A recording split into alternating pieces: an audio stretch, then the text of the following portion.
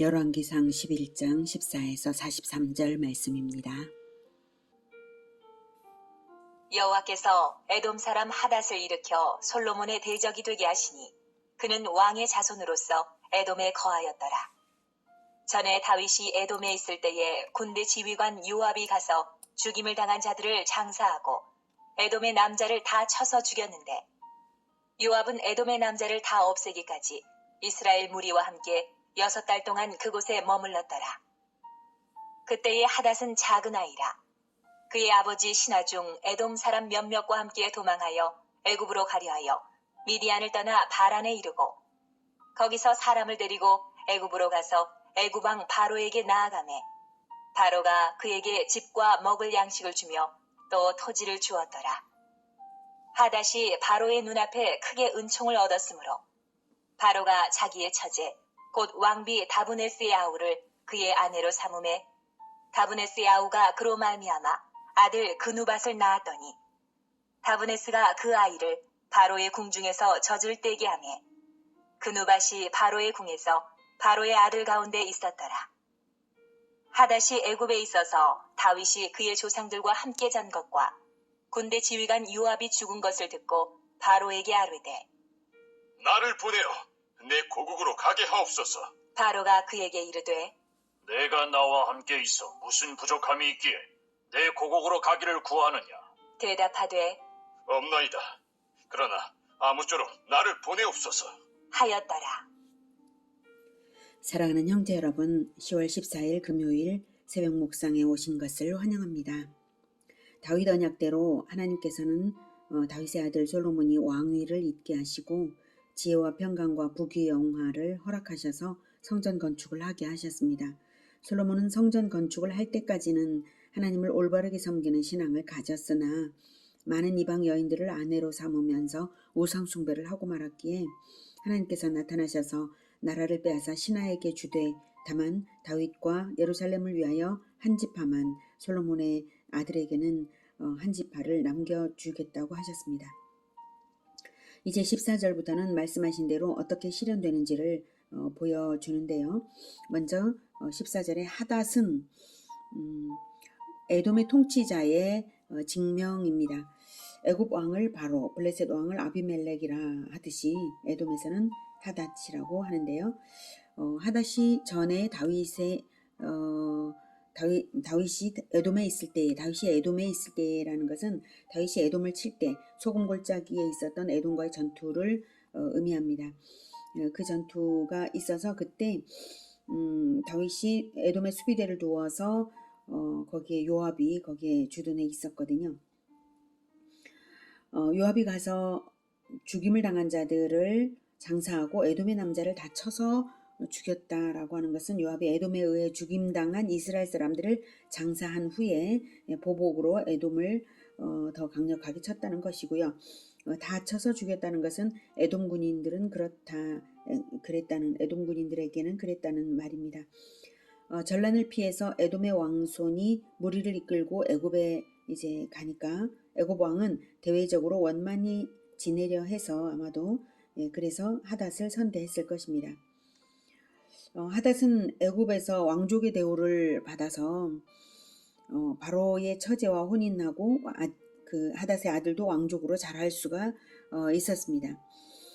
그렇게 후대를 받고 있음에도 불구하고 다윗과 요압이 죽었다는 소식을 듣고는 고국으로 돌아가서 이스라엘에 복수를 하고자 하닷은 그렇게 해서 에돔으로 돌아가서 이스라엘에 복수를 하겠다고 해서 이제 돌아왔던 것입니다.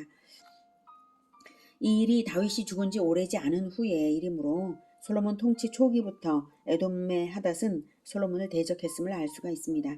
그렇다면 솔로몬은 하나님의 경고를 받고도 이런 우환을 겪을 때에 하나님의 매라는 것을 생각지 못했는지 오래도록 회개하지 못했다는 것을 알 수가 있습니다. 솔로몬은 한 번 방탕에 빠지고 아내들에게 우상 숭배를 허락하고 나니까 돌이키기 어려운 길로 들어서 버리고 만 것입니다. 23절.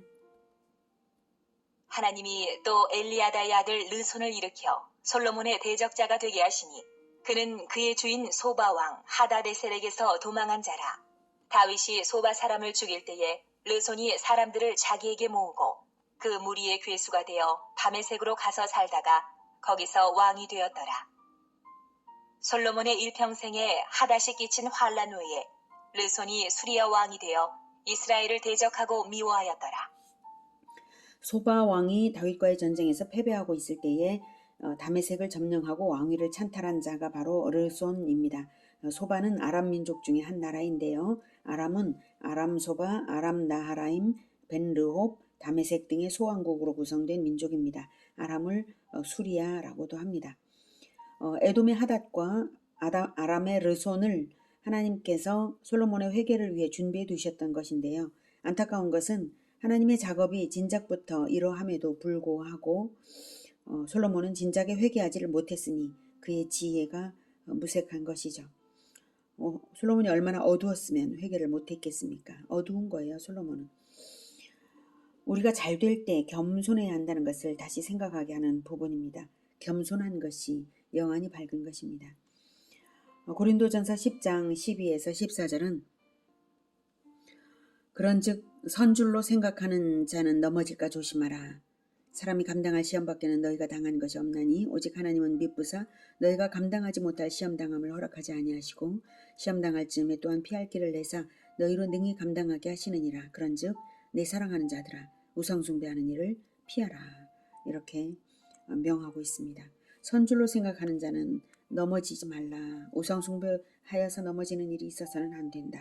하나님께서는 감당할 만한 시험을 늘 준비하신다 이 뜻이죠. 하나님은 우상 숭배를 멀리하도록 감당할 만한 시험을 준비하시는 분이십니다. 그러니 무엇이 지혜인가요? 아예 우상 숭배의 씨앗부터 근절하는 마음 자세를 가지는 것만이 진정한 지혜인 것이죠. 솔로몬의 지혜가 아무리 대단했어도 우상 숭배를 하는 한 가장 어리석은 자로 전락하고 만 것입니다. 그래도 여기까지는 외부의 적이었는데요. 26절부터는 내부의 적입니다. 솔로몬의 신하 느밧의 아들 여로보암이 또한 손을 들어 왕을 대적하였으니 그는 에브라임 족속인 스레다 사람이요 그의 어머니의 이름은 스루아이니 과부더라. 그가 손을 들어 왕을 대적하는 까닭은 이러하니라. 솔로몬이 밀로를 건축하고 그의 아버지 다윗의 성읍이 무너진 것을 수축하였는데 이 사람 여로보암은 큰 용사라. 솔로몬이 이 청년의 부지런함을 보고 세워 요셉 족속의 일을 감독하게 하였다니 그 즈음에 여로보암이 예루살렘에서 나갈 때에 실로 사람 선지자 아히야가 길에서 그를 만나니 아히야가 새 의복을 입었고 그 두 사람만 들에 있었더라. 아히야가 자기가 입은 새 옷을 잡아 12조각으로 찢고 여로보암에게 이르되 너는 10조각을 가져라. 이스라엘의 하나님 여호와의 말씀이 내가 이 나라를 솔로몬의 손에서 찢어 빼앗아 10지파를 내게 주고 오직 내 종 다윗을 위하고 이스라엘 모든 지파 중에서 택한 성읍 예루살렘을 위하여 한 지파를 솔로몬에게 주리니 이는 그들이 나를 버리고 시돈 사람의 여신 아스타롯과 모압의 신 그모스와 암몬 자손의 신 밀곰을 경배하며 그의 아버지 다윗이 행한 같지 아니하여 내 길로 행하지 아니하며 나 보기에 정직한 일과 내 법도와 내 율례를 행하지 아니함이니라.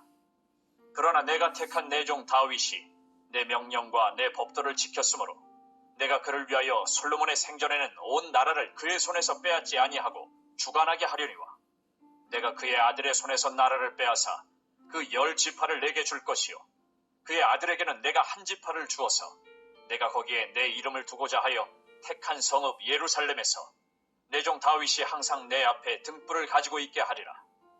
내가 너를 취하리니 너는 내 마음에 원하는 대로 다스려 이스라엘 위에 왕이 되되 내가 만일 내가 명령한 모든 일에 순종하고 내 길로 행하며 내 눈에 합당한 일을 하며 내 종 다윗이 행한 같이 내 율례와 명령을 지키면 내가 너와 함께 있어 내가 다윗을 위하여 세운 것 같이 너를 위하여 견고한 집을 세우고 이스라엘을 내게 주리라. 내가 이로 말미암아 다윗의 자손을 괴롭게 할 것이나 영원히 하지는 아니하리라 하셨느니라. 한지라. 이러므로 솔로몬이 여로보암을 죽이려 하매 여로보암이 일어나 애굽으로 도망하여 애굽왕 시삭에게 이르러 솔로몬이 죽기까지 애굽에 있으니라. 솔로몬의 신하 여로보암은 솔로몬에게 발탁되어서 요셉 족속의 역사를 감독하던 에브라임 지파 사람이었는데요. 그가 반란을 일으켰습니다. 그런데 여로보암의 반란은 하나님의 직접적인 섭리의 결과였습니다. 하나님께서 선지자 아히야를 여로보암에게 보내셔서 솔로몬의 죄악으로 말미암아 이스라엘이 분열되리라는 사실과 여로보암을 10지파의 왕으로 세우시리라는 사실을 알려주신 것입니다. 아히야가 새 옷을 잡아서 12조각으로 찢었죠. 그것은 이스라엘이 신생왕국임에도 불구하고 남북으로 분열될 것을 상징하는 행위 언어였고요. 12조각은 12지파를 상징합니다. 36절에 그의 아들에게서는 그러나 그의 아들에게는 내가 한 지파를 주어서라고 한 지파라고 말하는데 이것은 베냐민 지파와 유다 지파인데요. 두 지파가 아니라 한 지파로 언급된 이유는 두 지파가 경계를 맞대고 있고 또 사사시대의 내전으로 인해서 인구수가 크게 감소한 적이 있었잖아요. 그때 600명만 남기고 다 죽었던 베냐민 지파 남자들이 다 죽었던 일이 있었죠. 그래서 유다 지파와 그래서 따로 분리하지 않고 하나로 한 지파로 취급한 것입니다. 아무튼 여로보암이 선택을 받았는데요. 사울 때에도 사울의 범죄로 말미암아서 다윗을 하나님께서 선택하셨었죠. 다윗은 기름 부음을 받았어도 하나님께서 당신의 뜻을 이루실 때까지 왕의 충신으로서 사울 왕의 충신으로서 15년을 기다렸어요. 여로보암은 그런데 즉시로 반란을 일으켰다는 점이 아주 그 태도가 다릅니다.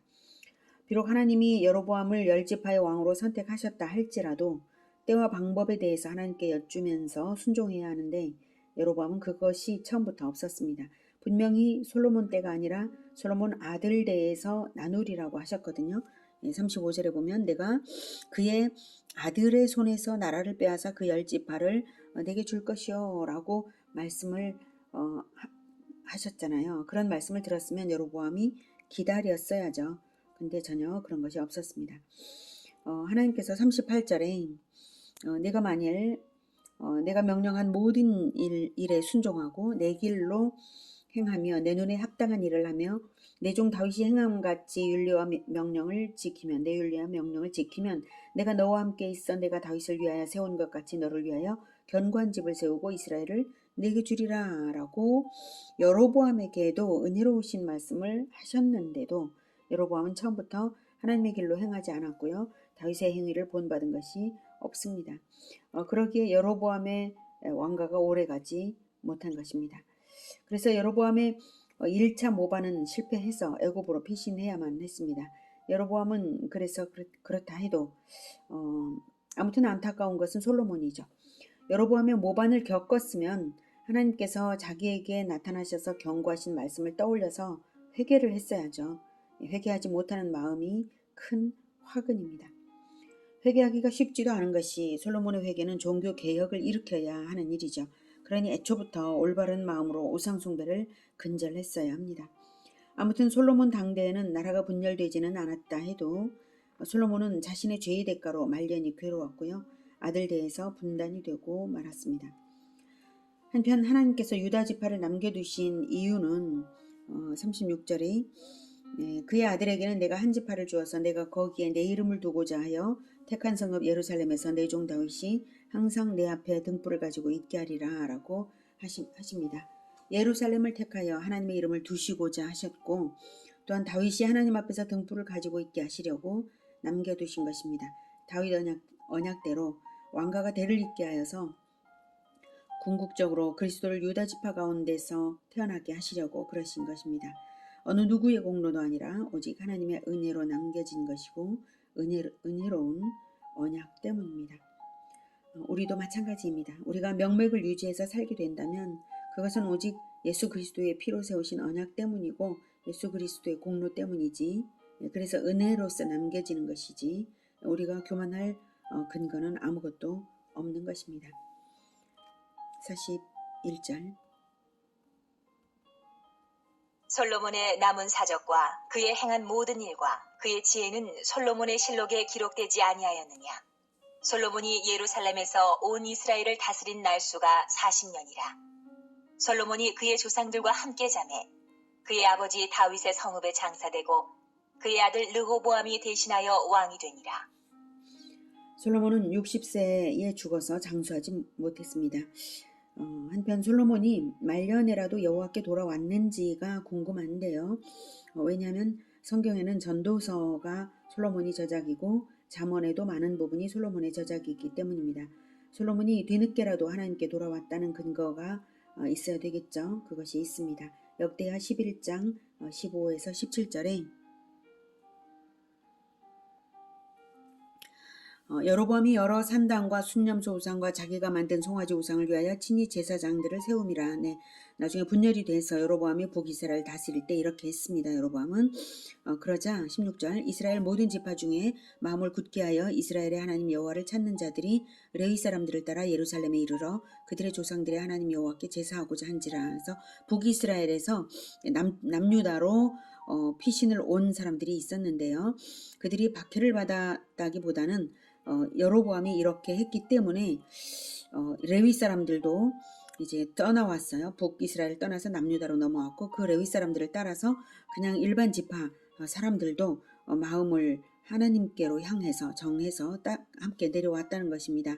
왜냐하면 예루살렘 성전이 남유다에 있기 때문에 그래서 그들의 조상들의 하나님 여호와께 제사하고자 내려왔기 때문에 자 17절 그러므로 3년 동안 내려와서 3년 동안 유다 나라를 도와 솔로몬의 아들 르호보암을 강성하게 하였으니 이는 무리가 3년 동안을 다윗과 솔로몬의 길로 행하였음이더라. 그래서 이 내려온 무리가 3년 동안을 다윗과 솔로몬의 길로 행하였기 때문에 르호보암이 초기에 강성할 수 있도록 하나님께서 은혜를 베푸셨다 이 뜻이죠. 분열 후에 북이스라엘을 떠나서 남유다로 자기 지파의 땅을 버리고 신앙을 선택하여서 남유다로 왔다는 것은 대단한 결단이죠. 그런 사람들이 있어서 솔로몬의 아들 르호보암이 그나마 강성함을 유지했는데요. 그들 때문에 하나님께서 르호보암에게 은혜를 주신 것이고요. 그 무리가 적어도 3년 동안은 다윗과 솔로몬의 길로 행하였기 때문에 그렇게 하신 것입니다. 다윗과 솔로몬의 길로 행하였다는 이 표현이 바로 솔로몬의 말년에는 회개가 있었음을 증명하는 것입니다. 말년에 뒤늦은 회개가 있어서 솔로몬 본인은 구원을 받기는 했겠지만 너무 늦은 때라서 죄악의 대가는 후손들에게 남겨졌습니다. 하나님은 공의의 하나님이시고 진리의 하나님이십니다. 진리를 벗어날 때에 매를 칠 준비가 되어 있으십니다. 그러니 지혜로운 것은 애초부터 하나님께 순종만 하는 것이 가장 지혜로운 것입니다. 우리 모두가 하나님의 진리의 말씀을 결코 떠나지 않고 순종하는 참된 지혜자들이 되기를 축복합니다. 기도하겠습니다. 하나님, 우리는 참으로 어리석어서 하나님의 진리의 말씀을 떠날 때가 있습니다. 주님 우리를 불쌍히 여겨주셔서 우리가 늘 주님의 말씀에 순종만 하도록 우리를 붙들어 주시옵소서. 그래서 참된 지혜의 하나님이신 예수 그리스도와 늘 동행함으로 말미암아 최고의 지혜로 살아갈 수 있도록 하나님의 은혜를 충만히 입는 그 최고의 지혜로 살아갈 수 있도록 간절히 원합니다. 주님 우리를 도와주시옵소서. 예수님의 이름으로 기도드립니다. 아멘. 이어지는 시간은 개인 기도 시간입니다.